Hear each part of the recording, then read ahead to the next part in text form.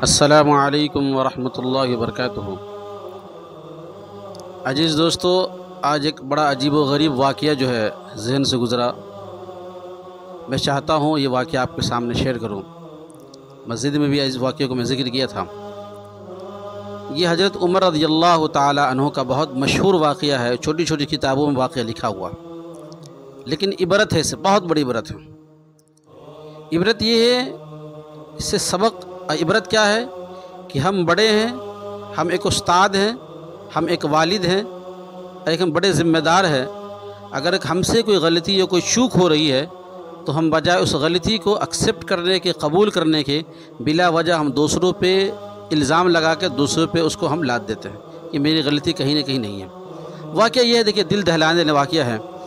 حضرت عمر رضی اللہ تعالیٰ عنہ ایک مرتبہ کسی ملک سے سفر کر کے آئے تو اپنے علاقے میں گشت کر رہے تھے، ٹہل رہے تھے۔ چونکہ امیر المؤمنین تھے، اپنے علاقے میں گشت کیا کرتے تھے، ٹہلا کرتے تھے، حال اور احوال لوگوں کا جاننے کے لیے، کسی کوئی پریشانی ہو، کوئی مصیبت ہو، کوئی دکھ ہو تو اس کو دور کیا جا سکے۔ امیر المؤمنین حضرت عمر فاروق رضی اللہ تعالیٰ عنہ بس گشت کر رہے تھے۔ اسی دوران ایک بوڑھی اماں سے ملاقات ہوئی، اور بوڑھی اماں نہیں جانتی تھی کہ یہی امیر المؤمنین اور حضرت عمر ہے۔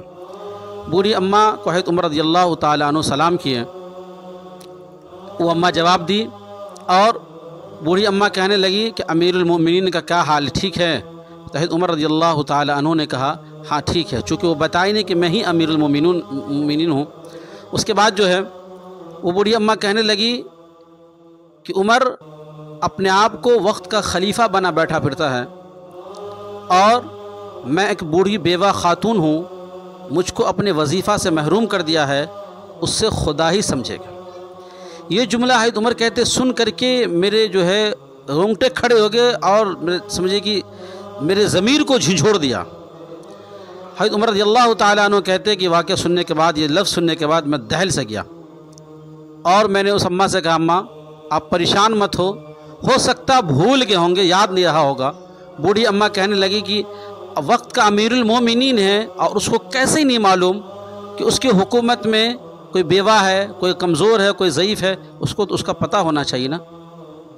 حضرت عمر رضی اللہ تعالیٰ عنہ نے کہا امی جان آپ مجھے ایک موقع دیں، میں آپ کا وظیفہ جاری کروا دوں گا، آپ پریشان مت ہوئے، مجھے ایک موقع دیجئے، لیکن آپ مجھ سے وعدہ لیجئے کہ یہ معاملہ اللہ کی عدالت میں آپ پیش نہیں کریں گے، نہیں کہیں گے کہ اللہ اسے سمجھے۔ تو بوڑھی اماں کہنے لگی کہ آپ مجھ سے کیا مذاق کر رہے ہیں، ایسا کیسے بھلا ہو سکتا ہے کہ میرا وظیفہ جاری ہو جائے۔ حضرت عمر رضی اللہ تعالیٰ عنہ نے وعدہ کیا، اس وقت 20 درہم نکال کر کے اس خاتون کو دیے، اور وہ خاتون بڑا خوش ہوئی۔ حضرت عمر رضی اللہ تعالیٰ عنہ نے وعدہ کیا میں آپ کا وظیفہ جاری کرا دوں گا۔ وہاں سے جیسے رخصت ہوئے آگے بڑھے، حضرت علی رضی اللہ تعالیٰ عنہ اور حضرت عبداللہ ابن مسعود رضی اللہ تعالیٰ عنہ جو اپنے گھر سے نکلے تھے، حضرت عمر رضی اللہ تعالیٰ عنہ کو دیکھے تو کہنے لگے السلام علیکم ورحمۃ اللہ وبرکاتہ یا امیر المؤمنین، یا حضرت عمر کو سلام کیے یا امیر المؤمنین السلام علیکم ورحمۃ اللہ وبرکاتہ۔ اب جیسے امیر المؤمنین کا لفظ سننا تھا کہ بڑھیا بیچاری سہم سے ڈر گئی کہ ارے یہی امیر المؤمنین ہے، اسی کے سامنے میں اس کی برائی کر رہی تھی، اور یہی امیر المؤمنین، گھبرائی اور بھاگتے حضرت عمر رضی اللہ تعالیٰ عنہ کے پاس ہے، کہنے لگی بیٹا مجھے معاف کر دو، مجھے نہیں معلوم تھا کہ آپ ہی عمر ہو، آپ تو بہت اچھے انسان ہیں، میں معافی مانگتی ہوں، مجھے معاف کر دو۔ حضرت عمر رضی اللہ تعالیٰ عنہ نے کہا امی جان آپ کو نہیں مجھے معافی مانگنی چاہیے، آپ نے میری ذمہ داری یاد دلا دی ہے، میرا جو احساس تھا، میری جو ذمہ داری تھی، آپ نے اس کو جگا دیا ہے، آپ کا احسان ہے۔ اور اپنے آپ کو لعنت و ملامت کرنے لگے حضرت عمر کہ عمر تم سے پڑھی لکھی اور زیادہ معلومات خاتون کو ہے کہ وہ خاتون تمہاری ذمہ داری کو یاد دلا دے رہی ہے۔ مجھے بتانے کا سبق کا واقعہ میرے دوستو کہ اگر وقت کے ہم ایک استاد ہیں، ہم ایک مینیجر ہے، ہم ایک پرنسپل ہے، ہم ایک ذمہ دار ہے، ہم ایک باپ ہے، یا کسی عہدے پہ فائز ہے، اگر ہماری غلطی کوئی ہم کو بتاتا ہے تو ہم اس کو ماننے کے بجائے مانتے نہیں، بلکہ دوسرا اس شخص پہ الزام لگاتے ہیں،